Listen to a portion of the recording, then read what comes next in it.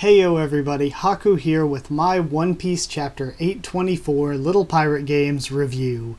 And before I get into this, I took 2 pages of notes for this one, so even without getting off track and rambling about different ideas and stuff and discussing it, I think that this may be a long review, and I think too it's partly because my reviews do end up being kind of a discussion a lot of the times as well, that we can throw some ideas back and forth while we're reviewing it. So let's go ahead and get through this part by part, and I'll give some general thoughts at the end, and then a score, of course. And then, of course, we'll get down there in the comments and talk it out, and this Sunday I'll have a discussion or a theory. So let's go ahead and get into it. Before I start at the very first scene at the color spread, I wanted to say that for this one I am going to struggle with whether or not to give it a perfect score, because like I gave last week's a perfect score, I think, and I don't want to give 2 in a row, but they were both just voice crack. They were both just very, very good. And we've had a lot lately that have been like some of the best chapters that we've had in a really long time. This is really the hypest I've been in the story of One Piece for a very long time. So starting off, the color spread has a lot of like, there's a koala there, it's a koala roller coaster, it says koala on Luffy's jacket. So that to me, I don't think we're meeting a koala mink, but we could be. I don't think there's any foreshadowing in this color spread, but if there is, maybe it's something to do with the character named Koala. That's kind of a blatant one over the head. But maybe that's the play on words that Oda was going for. The character named Koala, maybe she was captured by CP0 or the Revolutionaries. Or, not the Revolutionaries, she's part of them. The Blackbeard pirates after the attack on the Revolutionaries. Maybe she was captured by either of those groups, or maybe she'll leave the Revolutionaries to join the Straw Hats. I have no clue what this could be foreshadowing, because if it is foreshadowing anything, it's going to be far in the future.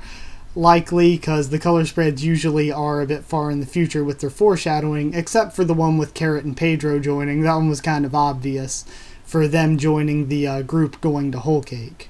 So starting off, I did think it was really, really nice to see some of the other crewmates that weren't at Dressrosa reacting to the fact that Sabo is Luffy's brother, because they didn't get to meet him or anything, and that would be, of course, like Nami and Brook.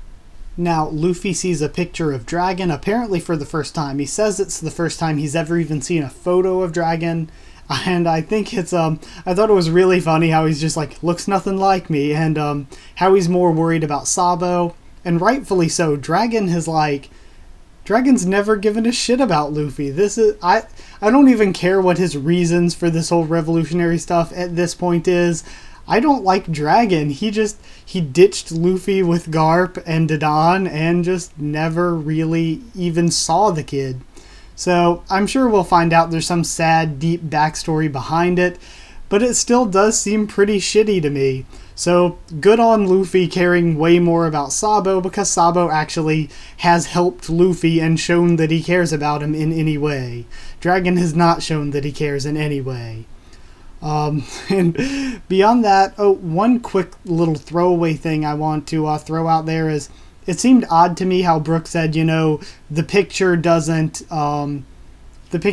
like give justice to his presence or anything, and I was like, has Brook met Dragon? That was just kind of a weird thing that they just threw out there with Brook, and Oda didn't bring it up again. So I don't know if that's supposed to be a hint that we're supposed to get or anything like that, or if it was just him throwing out, don't judge someone by their picture.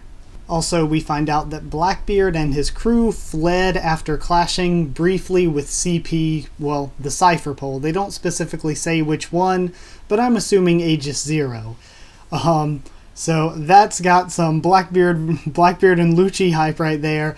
I absolutely love Lucci. Lucci's, like, as a character, I probably like Enel more, I like Crocodile more, but as an antagonist, as a bad guy, Lucci is probably my second favorite antagonist throughout all of the series. I think he's the second best antagonist behind Doflamingo. And of course, I'm just a huge Doflamingo fanboy, so that's probably my judgment there.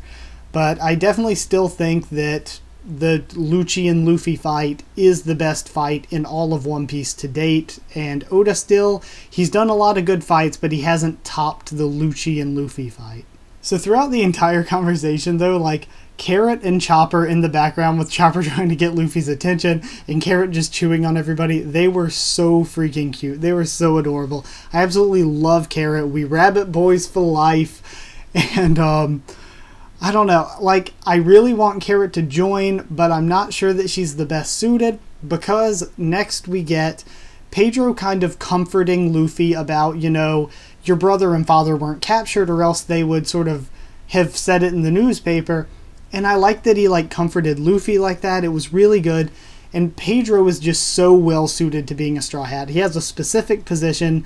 If we find out a sad backstory, and of course I've already predicted we will with him and Peckham's at Whole Cake, I feel like of all the characters around right now, Pedro is just so well suited to being a Straw Hat. I absolutely love Carrot, and I enjoy her design and personality, but Pedro is just, depending on how Oda continues to write him, he is so very much set up to be a very good potential 10th main member of the crew.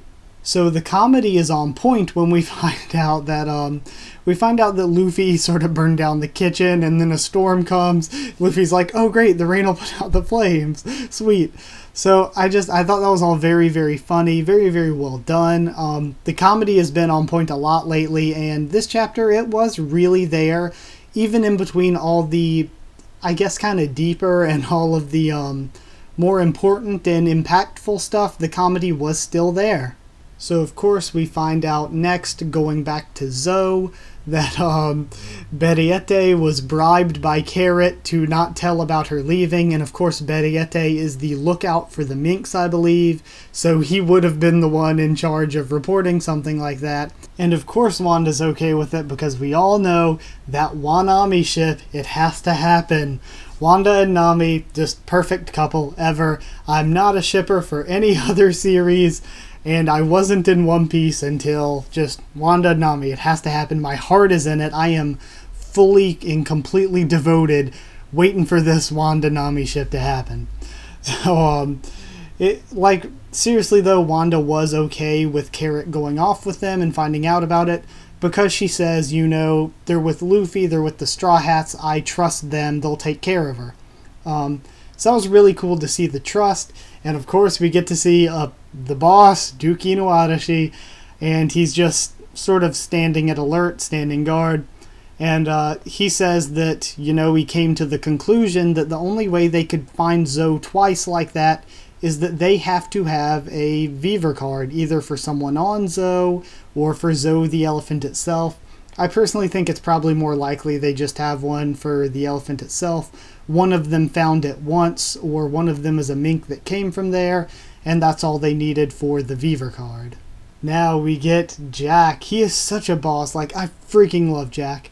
And he's laying at the bottom of the seafloor, just laying there like, somebody, anyone, when will somebody come get me out of here?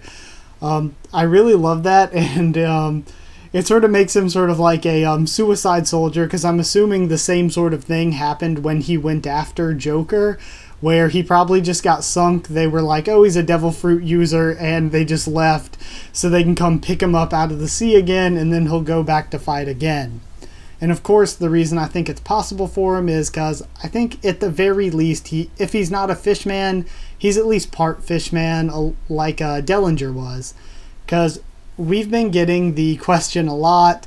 Well, I'm sure Oda got a million times, oh, what if somebody ate a swim fruit? Could they swim? So he was like, screw it, I'm just going to make Senor Pink. And then again, what would happen if a fishman ate a devil fruit? Could they swim? And we had Vanderdecken, but I don't think he was in this kind of situation ever. But I think Jack may be our answer, like, okay, this is what happens to a fishman underwater with a devil fruit. He can still breathe and stuff, but he has no energy, he can't move, all he can do is lay there at the bottom of the sea.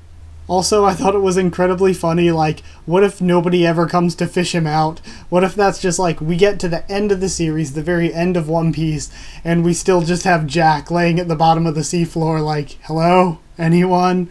That'd be hilarious. That'd be good Oda trolling. He just decides to leave Jack at the bottom of the seafloor for the rest of the series. And then, of course, going to Wano, or at least what I'm presuming is Wano, what we're all kind of presuming is Wano, I feel. Kaido, we find out he's like a crying, sentimental drunk, and I thought that was hilarious. I thought it was a really good character quirk. Some of the character quirks in One Piece kind of bother me at times. They get a little annoying, like ending their sentences with certain things, but I think that's a really funny and unique one for Kaido, and it sort of fits with him. And then when he became a raging drunk as well, that was also funny. So I think it's good, it's funny.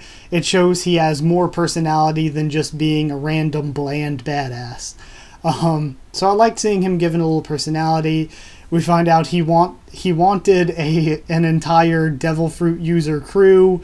That was his dream, and now that he can't get the smiles anymore, that sort of kills his dream. So now, of course, he's angry at the Straw Hat Alliance, and he uses an iron club. We find out that as well. So Alvida, Kaido's daughter, confirmed. But I don't think they're going that way. I would be very, very surprised. But he does use a pretty similar, just iron spiked club to what Alvida used. So that's really, really interesting. It's cool to see a weapon like that. We haven't really seen something like that utilized too much in the series or anything. So it's a nice way to go. And we find out in that cell is Eustace Kid beaten to a pulp.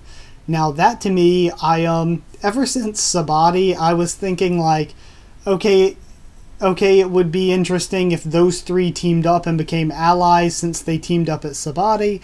But then when we found out about Kid's alliance in the post-time skip era, I was like, okay, maybe I was completely incorrect. Maybe it'll be Drake, because that'll sort of fit the Drake, Law, and Luffy versus Hawkins, Apu, and Kid.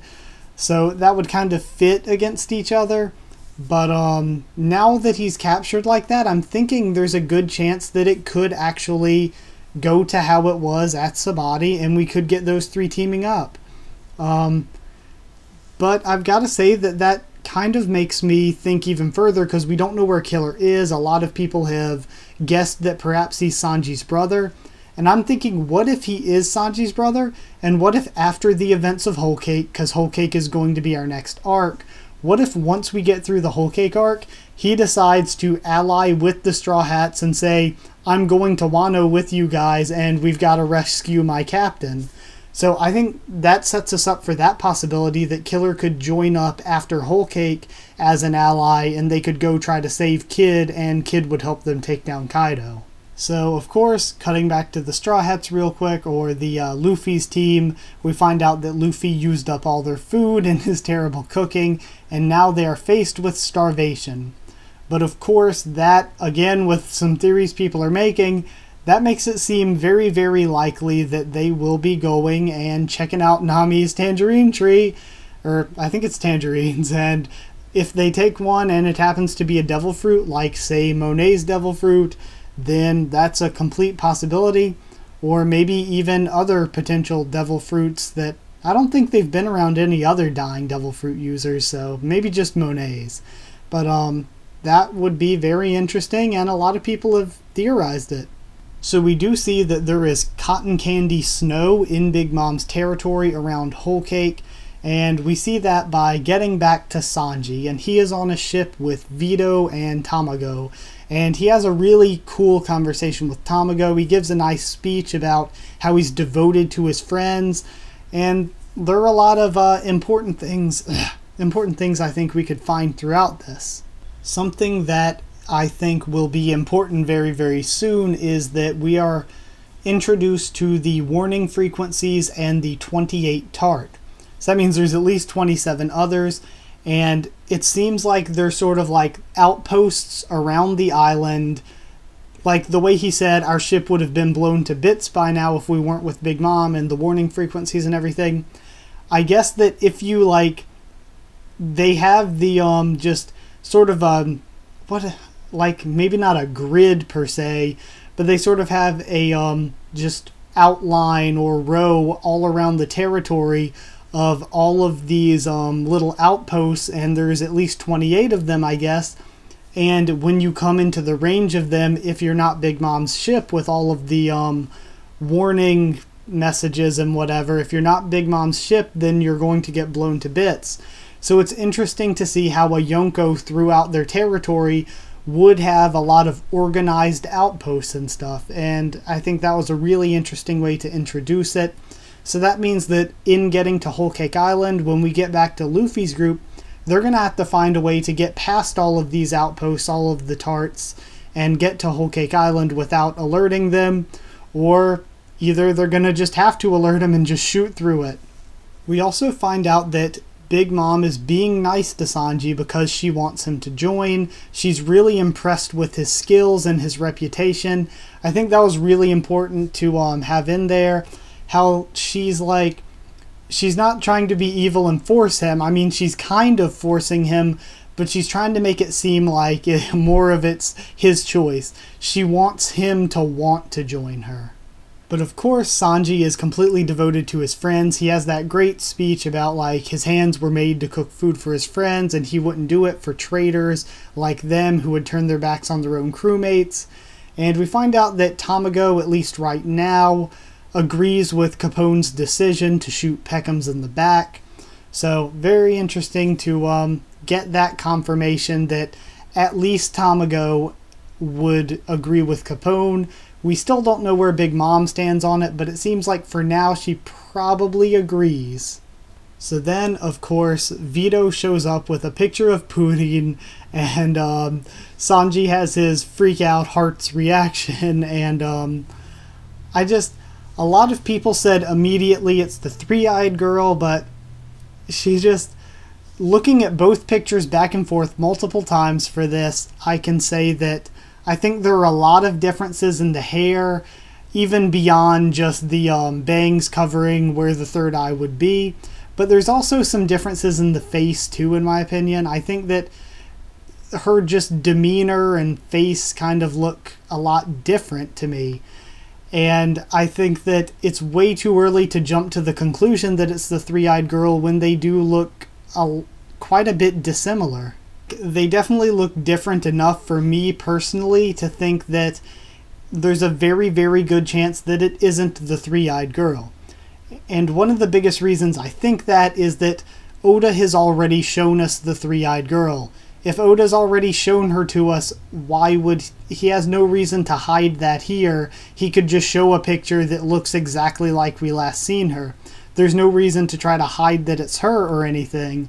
If it's her, he would just show us that it's her. So it wouldn't make sense for him to hide it now when we've already seen the character back at Fishman Island with the flash over to Big Mom. So I guess if you were to ask my personal thoughts, I guess I personally think that Three-Eyed Girl is one of Big Mom's other 30-some daughters. I mean, there's a really good chance of that, and I guess she will play into the story in a different way than Pudding will play into the story. But I thought that the art was really, really nice this chapter. The comedy, of course, was on point.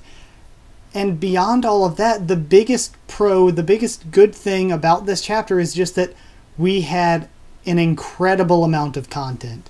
We had so much content given to us, and we have had that a lot. We've had that pretty much every week recently, but this was specifically a ton. We got to see what's going on Zoe, what's going on with our main team, what's going on Wano even, and even we get back to Sanji. So that's just a ton of content. And really, for the sheer amount of good content we got, I feel like I've struggled with it a little, but I think I have to give it 10 banana bribes out of 10. Like, it's really good. The content, like, even if no specific part was, like, amazing like some other parts we've had recently, we just got so much of it. We really progressed a lot, and I really enjoy that, especially after the latter half of Dressrosa was so slow and obviously drawn out. The Zoark and going into Whole Cake has been very nice to get a ton of content each week. So anyway, there was my review. I really do hope you all enjoyed it. I will be back with that theory or discussion Sunday with all hopes. So thank you all for watching. Like if you did like the video, comment down there, tell me what you thought of my review and thoughts, tell me your own thoughts and what you thought of the chapter. Subscribe for more One Piece, Tower of God, The Walking Dead, and a lot more, because I cover a lot of stuff and do a lot of different types of videos, so just check it out and subscribe if you feel like it. Also, if you feel like it, follow on Twitter, because I'll be tweeting out when I post something or if anything needs to be rescheduled. So I'll be just keeping you up to date with tweets if anything changes or anything. So seriously, I really do appreciate you all. Thank you for watching, and I will see you all next time.